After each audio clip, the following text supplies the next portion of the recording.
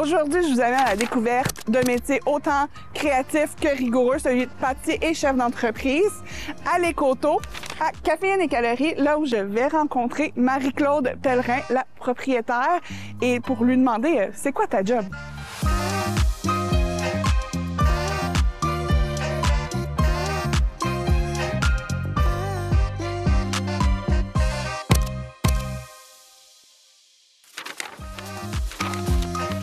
Bonjour Marie-Claude Pellerin, merci de nous rencontrer sur ton lieu de travail à Caféine et Calories. Ça va bien?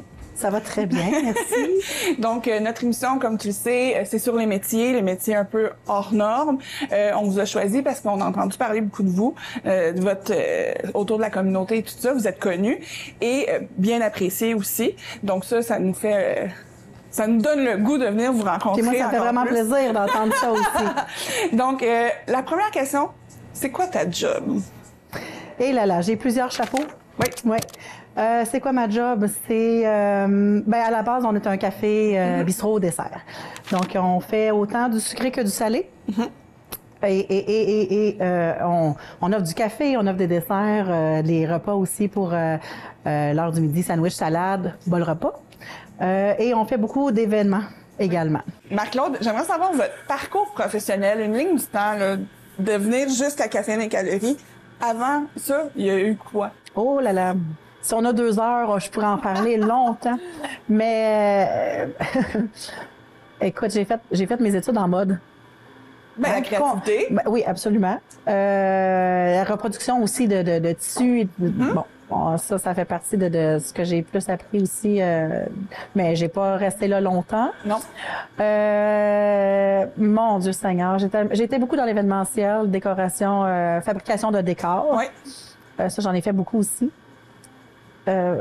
J'ai travaillé comme chargée de projet en événementiel encore là. J'ai travaillé sur la Formule 1, la Coupe Rogers aussi. J'ai même été emballée des cadeaux pour Fabienne Larouche.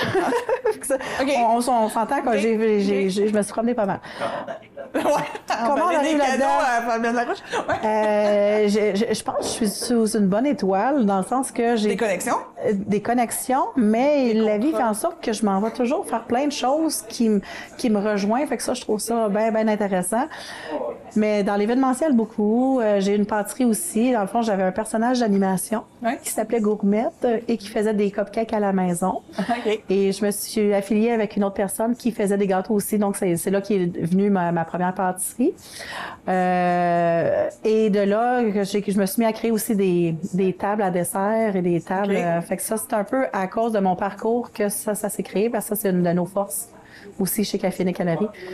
Nos tables à dessert puis nos tables salées. Donc, si on en a un traiteur, on amène tout un décor spécifique sur une table. Fait que l'effet wow est là avant de le manger. Puis quand on le mange, on fait comme on y retourne. Donc, ça fait ça. Puis avec le café, j'ai été gérante d'un presse-café. J'ai travaillé même dans un moulin Lafayette aussi. Donc, c'est là qu'il a comme développé là, tous les côtés. Quelles sont les compétences essentielles pour faire votre métier?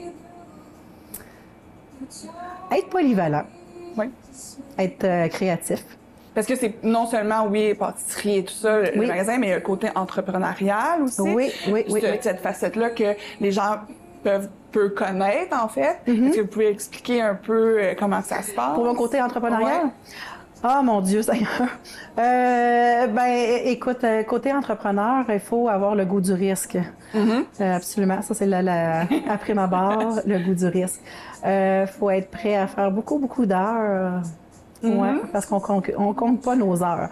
Ma mentor et mes coachs me diraient autre chose, que c'est important de planifier tout ça. Mais bon, côté entrepreneur, c'est ça, goût du risque, faire beaucoup d'heures, puis être alerte à tout ce qui se passe. Puis gérer les gens aussi, parce que vous n'avez pas seulement vous, mais il y a d'autres gens aussi autour de vous. Ressources humaines, important. Donc, il faut avoir un petit côté social aussi, mais aussi le côté business et social.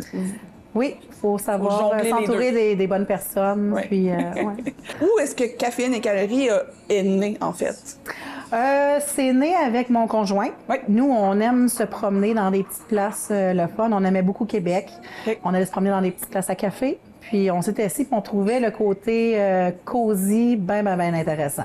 Fait qu'on a commencé à développer ce côté-là. J'avais déjà eu une pâtisserie dans le passé aussi. Fait que dans le fond, on s'est dit qu'un jour, on allait se partir un café pour mettre toute notre passion là, à l'œuvre. Puis ce que vous voyez là, ben c'est... On a un côté comme humoristique, créatif, ben développé, puis on focus beaucoup là-dessus. Je veux pas dire sacrifice, mais c'est quoi les plus gros défis du métier? Est-ce que s'il y en a des sacrifices qu'il y a eu à faire, oui, mais... C'est certain, parce que je veux dire, on travaille très, très fort. Fait qu'automatiquement, on voit moins notre entourage. Fait que ça, c'est un beau sacrifice. On a mis des projets de côté aussi personnels parce qu'on a eu des sacrifices à faire. Il a fallu qu'on s'ajuste. On a tous connu la super pandémie. Ah, ben oui, de ne pas la nommer de nom, mais la COVID. Donc, c'est ça qu'il faut être... Il faut être très résilient avec ce qui se passe, je pense. On a des surprises tous les mois, là. Fait que c'est toujours de dealer là-dedans. Comment on arrive à jongler la création, la gestion, la vie personnelle dans un... Marie-Claude, là, comment qu'elle gère ça? On n'y arrive pas. On aimerait ça qu'il y ait plus que 24 heures. Je vous dirais que ça, c'est un beau travail. Ouais. Ça n'a pas toujours été le cas. Je suis quelqu'un qui travaille très, très fort et sans arrêt. Ah, workaholic, comme on dit. Oui. Mais je reviens encore avec s'entourer de bonnes personnes. J'ai une mentor avec moi qui m'aide à évoluer là-dedans. La mentor s'appelle Juliane Christophe. J'ai été parmi le groupe réseau, dans le fond, de Vaudreuil-Sous-Larche. Okay. J'ai fait partie d'un programme, dans le fond, eux, ils offrent ce programme-là, de faire partie d'être mentoré. Donc, la façon que ça fonctionne, c'est qu'ils te présentent une mentor, un ou une mentor. Tu as une rencontre, voir s'il y a une connexion, parce que c'est important d'avoir une chimie. Puis après ça, ben on se voit une fois par mois. C'est juste 1 heure. Dans le fond, le programme, c'est 1 heure par mois. Je sais que Juliane, elle offre des services autres là, de coaching puis de mentorat pour sa clientèle haute. Mais ce programme-là, c'est 1 heure par mois. Puis c'est important. Ouais. C'est important. c'est juste des fois, on part dans notre tête puis on est comme... mais juste de se rasseoir pour faire comme, OK, là, voici mes enjeux du moment. Aidez-moi. De mettre tout sur table. Ben, de respirer un peu, de regarder, de voir, de faire ton plan, en fait. Exact. Mais c'est très émotionnel aussi. Okay. Parce que j'ai déjà eu des coachs dans la vie, puis j'ai des mentors. Coach va t'aider beaucoup à te structurer. Oui. Une mentor, c'est comme de faire sortir qui qu'on est vraiment, puis de l'appliquer. Moi, c'est ma perception d'un mentor. Donc, le mentor, c'est comme, bon, ben c'est quoi qu'est-ce qui se passe en moment? Comment tu le files? Où est-ce que tu veux aller? Puis, comme, qu'est-ce que tu peux mettre en marche pour y arriver, puis être bien? Parce que c'est important aussi d'être bien avec qui on est, parce que on peut partir dans tous les sens puis se perdre. Mais mentor, moi, personnellement, si je peux l'avoir pour 10 ans, je vais l'avoir pour 10 ans. Vous venez d'où? Je viens des Laurentides. Des Laurentides. Qu'est-ce qui vous a amené ici à l'Écoto? Ah, l'amour, mon Dieu, l'amour. Ah, l'amour, OK, oui. C'est ça. Dans le fond, j'ai rencontré mon conjoint sur Tinder, on va le dire. Ouais.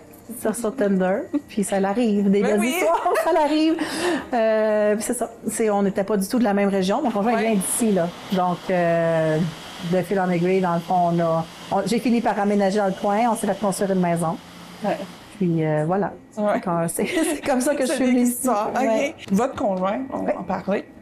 C'est un pilier pour vous, en fait, qui vous a aidé. Comment lui prend ça, que sa femme, comme vous avez dit, qui travaille beaucoup? Oui.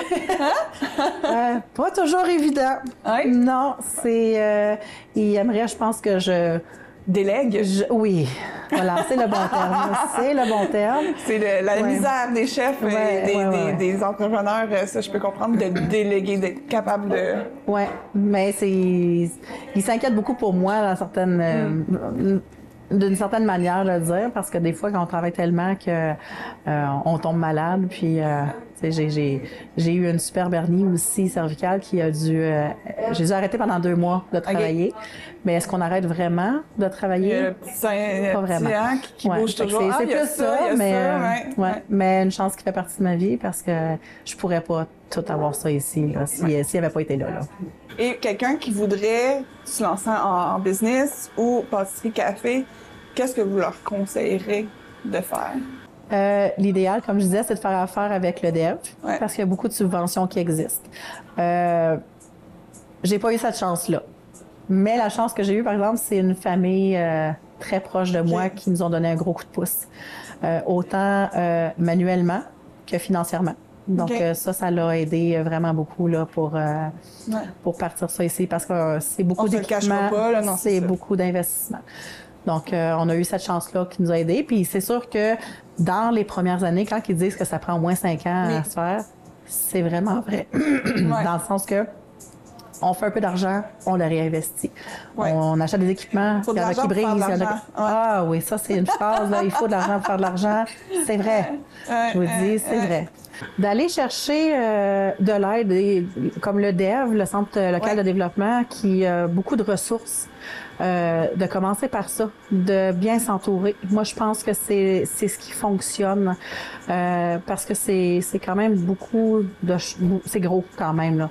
Mais quand on est bien entouré puis qu'on est préparé, c'est beaucoup plus facile à passer au travers de tout ça. Parce qu'on ne se cachera pas, là, il y a toujours des up and down. Des petites surprises. Des petites surprises. Nous, notre plus grand enjeu, c'est le prix d'équipement et les augmentations de prix de matières premières. Exact, donc, ça, c'est notre plus grand enjeu. Donc, quand ça arrive puis qu'on n'a pas les ressources, c'est plus difficile. Pourquoi est-ce que vous aimez votre travail? Oh mon Dieu, je me verrais tellement pas faire autre chose. C'est ça le pire. Pourquoi que j'aime mon travail? Ben, j'aime toujours développer, j'aime créer, j'aime voir que mes clients sont contents aussi, de voir que c'est le meilleur événement, c'est quand les gens ils rentrent puis ils font comme wow, c'est bien le fun, ça là, ça me fait tellement plaisir, ou de faire un traiteur puis dire comme ok c'était bon là, c'était beau puis c'était bon, ça me fait plaisir, fait que c'est pour ça que je me lève, je pense, le matin. De faire des événements aussi, puis de... Le fait que c'est jamais pareil ou c'est à tous les jours? Oui, ben, on a une routine qui est là, qui est importante, mais le fait d'évoluer puis d'avoir autre chose aussi, parce que j'ai beau avoir une standardisation, je suis une fille de projet, puis je suis une fille d'événements, puis j'ai tout le temps des nouvelles idées, puis c'est ça qui est important aussi, de pas s'asseoir sur ses lauriers, puis de toujours essayer d'évoluer. Fait que c'est ce que j'aime de mon métier. On essaie tout ce qu'on peut. J'espère que, grâce à notre émission, que ceux qui veulent vont pouvoir, puis vont vouloir le faire, d'aller en entreprise, puis de se lancer, comme vous dites, d'y aller, en fait, d'arrêter d'y penser, puis de le faire. Oui. Ben, merci beaucoup. Ben, merci à toi. Ben, j'ai eu une très belle rencontre avec Marie-Claude. Ça m'a vraiment ouvert les yeux sur le côté plus business, le côté plus affaires d'une compagnie. C'est bien beau, tu sais, la pâtisserie, le côté créatif et tout ça. Mais il y a beaucoup de en arrière aussi.